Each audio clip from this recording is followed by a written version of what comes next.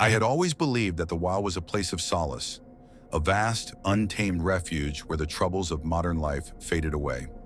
So when I planned a week-long hiking trip in the remote northern Cascades, I felt excited rather than afraid. I packed my gear meticulously, loaded my backpack with essentials, and set out on a crisp autumn morning. The trail was well marked at first, a ribbon of dirt winding between towering firs and moss-draped boulders, the forest floor a mosaic of burnt orange and deep red leaves. The first few days passed in a blissful haze of nature. I camped beside a bubbling creek, hiked along ridges with breathtaking views, and spent nights under a tapestry of stars. But as I ventured further from civilization, the trail began to lose its familiarity.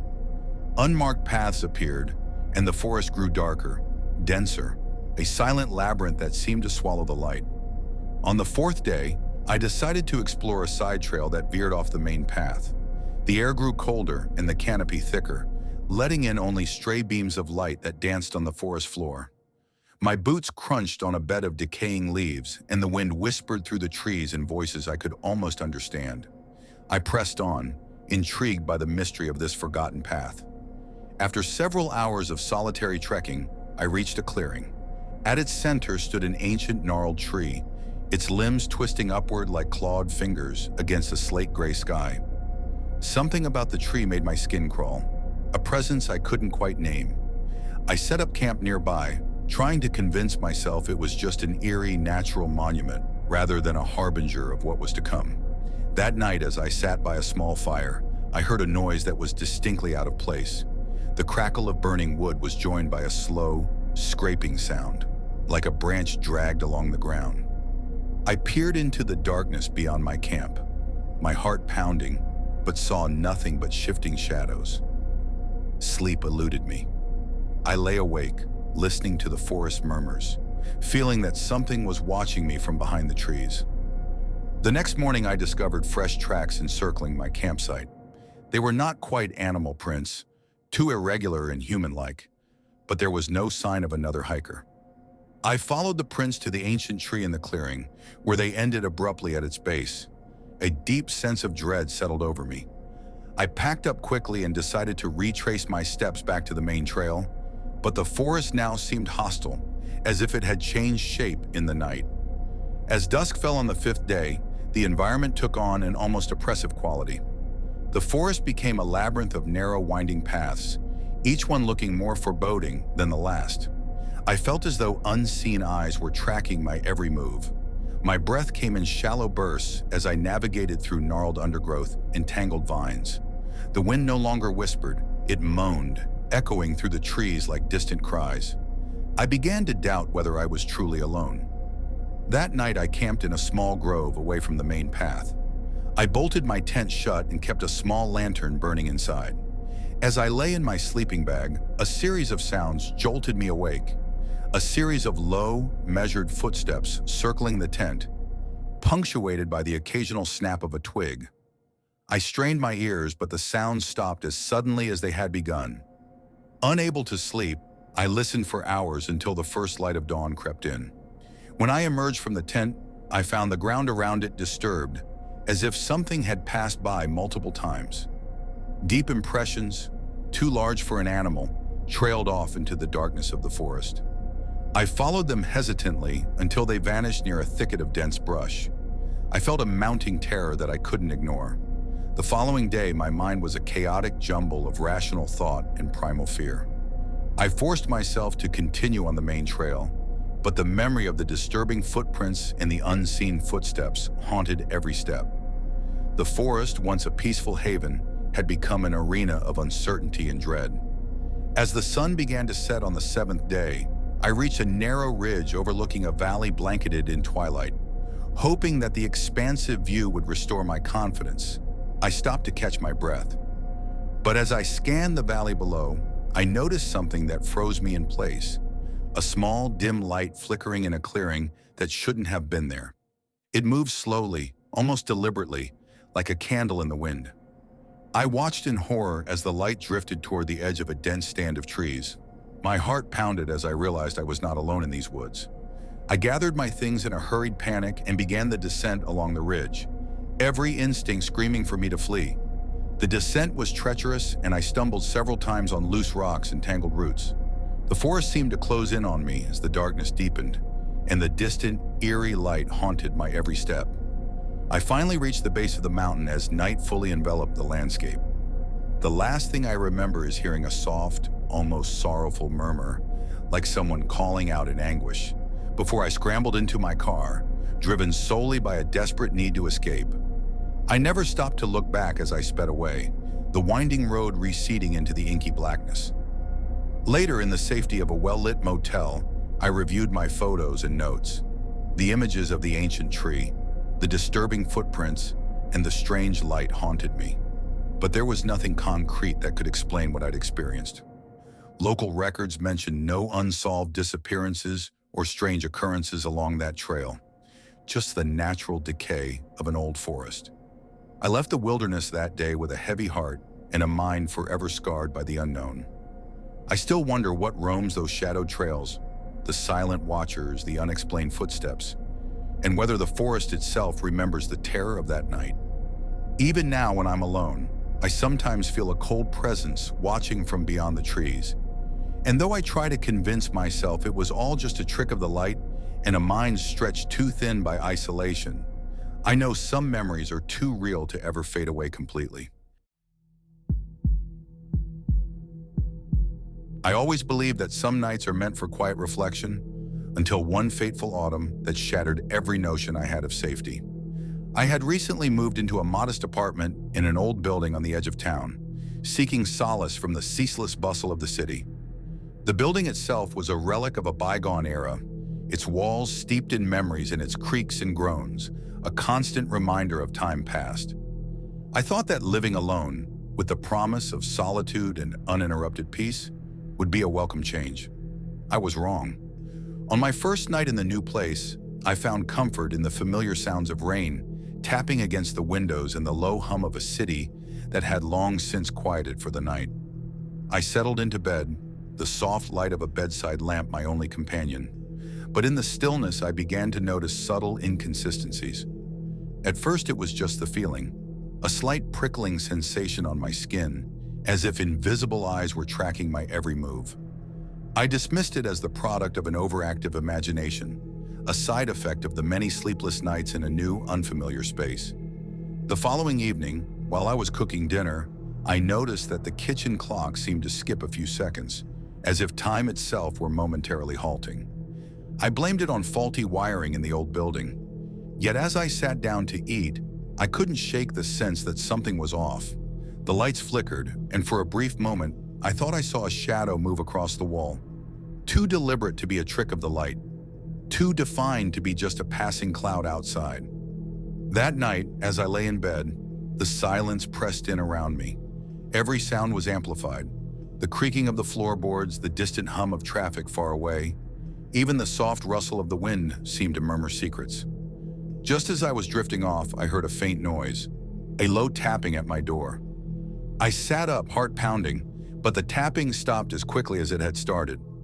I told myself it was nothing more than a loose shutter in the wind. Over the next few nights, the disturbances grew bolder. I would return home from work to find minor changes, an object not where I had left it, a door ajar that I was certain I had closed. At times, I caught a glimpse of a figure in the hallway mirror, a face too brief to identify, yet filled with an expression of cold determination. I installed a small security camera near my front door, hoping to capture some evidence of what I suspected might be a break-in or a prank. The footage was grainy and indecipherable, but one frame chilled me to the bone, a dark silhouette lingering just outside the doorway, its presence there as real as my own terrified reflection. One night, after an exhausting day, I returned home and bolted every door and window. I sat in my living room trying to distract myself with a book and a weak cup of coffee. The storm outside raged, wind howling like distant cries, and the building groaned under its weight. Then I heard it, a series of soft, deliberate knocks on my door. I froze, each knock echoing in the silence. I peeked through the peephole, but all I saw was a rain-streaked view of the corridor. The knocks stopped abruptly, leaving me trembling with uncertainty. The next morning, I found a single note taped to my front door. In shaky handwriting it read, "I'm watching." I felt a chill that had nothing to do with the cold weather. I reported it to the building manager, who assured me that nothing was amiss and that someone might have been playing a cruel joke. But I knew deep down that this was no prank. As days turned into a week, the feeling of being observed became overwhelming. I began to see shadows in the corners of my eyes, hear whispers when I was alone in the dark. My nights were sleepless, haunted by dreams of faceless figures and empty corridors. I tried to convince myself that I was simply succumbing to isolation and stress, but the evidence was there. Scratches on the door, subtle shifts in the furniture, and that lingering note that I couldn't erase from my mind. One evening, desperate for a semblance of control, I stayed up watching the security footage. The screen showed the familiar entryway, empty for most of the night. But at 3:13 a.m., I saw a movement, a dark figure slipping into the frame, pausing at the door, and then vanishing as suddenly as it had appeared. I rewound the footage repeatedly, but the figure remained frustratingly elusive. I couldn't shake the feeling that I was trapped in a situation with no easy escape. I eventually decided to leave. I packed my bags in the dead of night, my hands shaking as I locked the door behind me for the last time.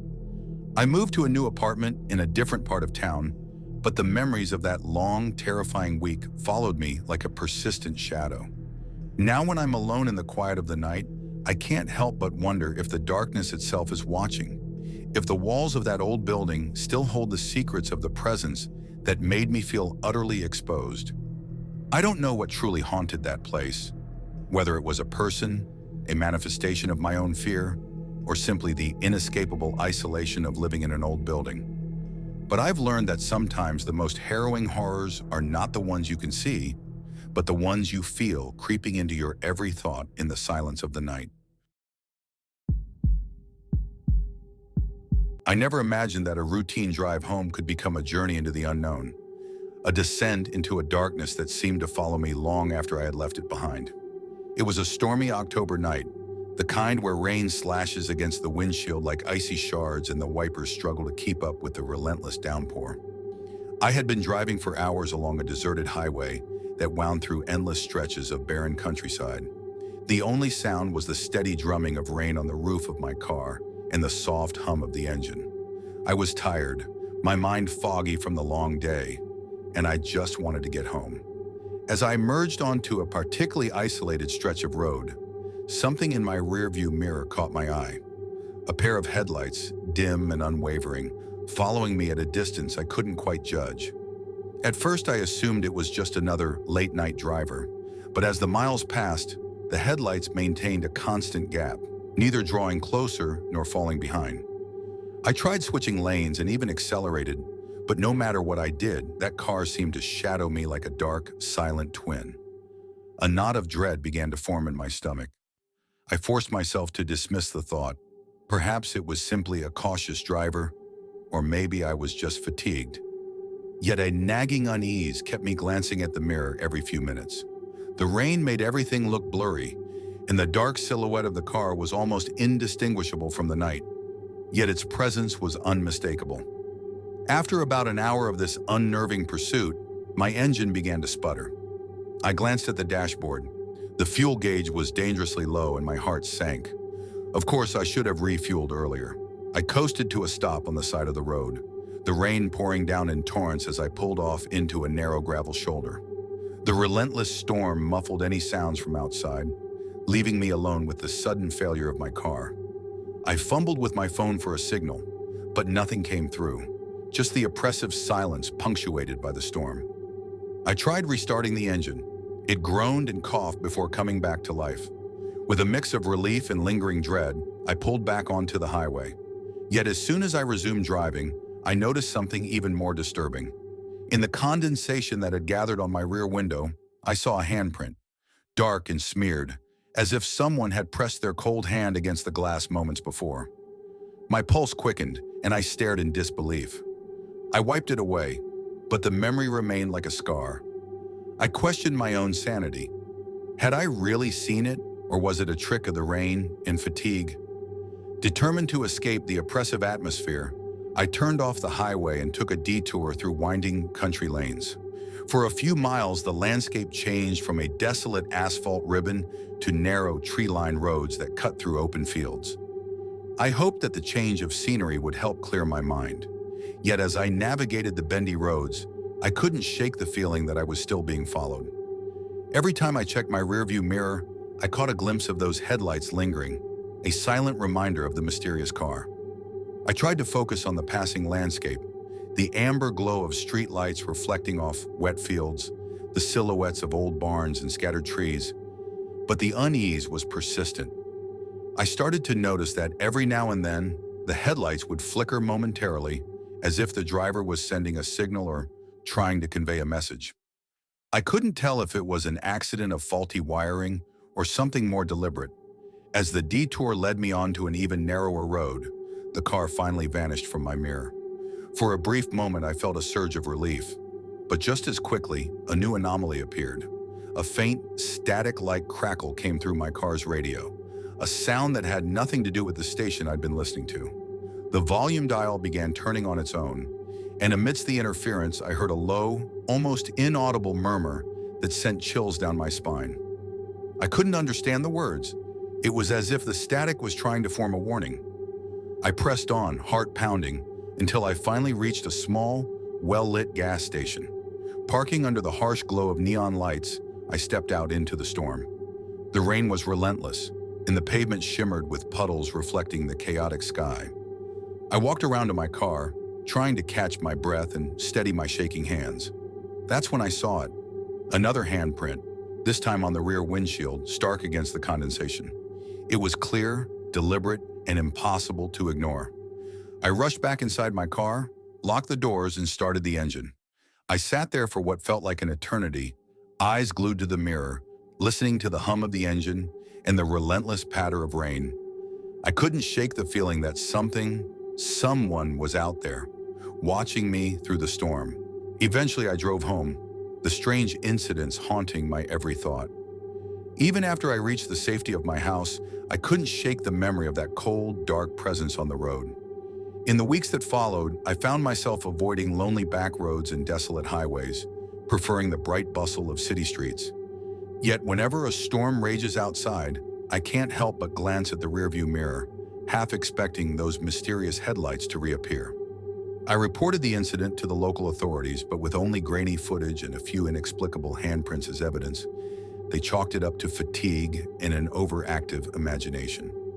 Still, the experience left a scar, an enduring reminder that sometimes the road you travel can become a corridor to something unknown and unsettling, a silent watcher waiting just at the edge of your vision.